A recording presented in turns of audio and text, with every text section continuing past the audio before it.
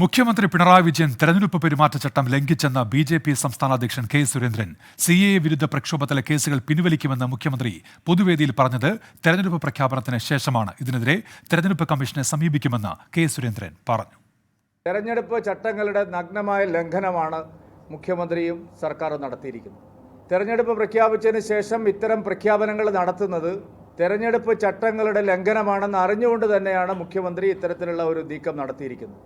തെരഞ്ഞെടുപ്പ് കമ്മീഷൻ ഇക്കാര്യം വിശദമായി പരിശോധിക്കണമെന്നും നടപടിയെടുക്കണമെന്നും ഭാരതീയ ജനതാ പാർട്ടിയും ദേശീയ ജനാധിപത്യ സഖ്യവും ആവശ്യപ്പെടുകയാണ്.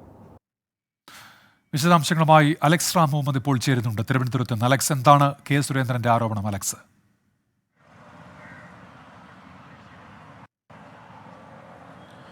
ഉന്മേഷ ആരോപണമാണ് ബി.ജെ.പിയുടെ സംസ്ഥാന കെ സുരേന്ദ്രൻ മുഖ്യമന്ത്രി പിണറായി വിജയനെതിരെ ഉന്നയിച്ചിരിക്കുന്നത്. അദ്ദേഹം ബി.ജെ.പി.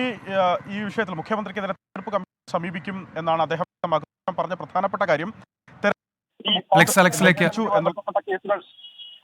പറഞ്ഞോളൂ അലക്സ്. ചെറിയൊരു ലൈവിൽ ഒരു ചെറിയ പ്രശ്നമുണ്ട്, അതുകൊണ്ട് ഇടപെട്ടാണ്. പറഞ്ഞോളൂ അലക്സ്.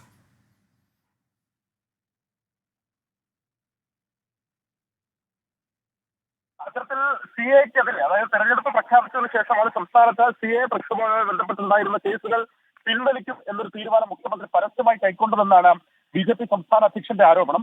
ഇത് തെരഞ്ഞെടുപ്പ് പെരുമാറ്റച്ചട്ടത്തിന്റെ ലംഘനമാണ് എന്ന അറിവുള്ള മുഖ്യമന്ത്രി തന്നെയാണ് പരസ്യമായി ഇക്കാര്യം പ്രഖ്യാപിച്ചത് എന്ന് അദ്ദേഹം പറയുന്നുണ്ട്. ഇതൊരു പ്രത്യേക വിഭാഗത്തെ പ്രീണിപ്പിക്കുന്നതിന് വേണ്ടിയാണ് ഈ തീരുമാനം മുഖ്യമന്ത്രി പരസ്യമായി കൈക്കൊണ്ടതെന്നാണ് ബി.ജെ.പിയുടെ ആരോപണം.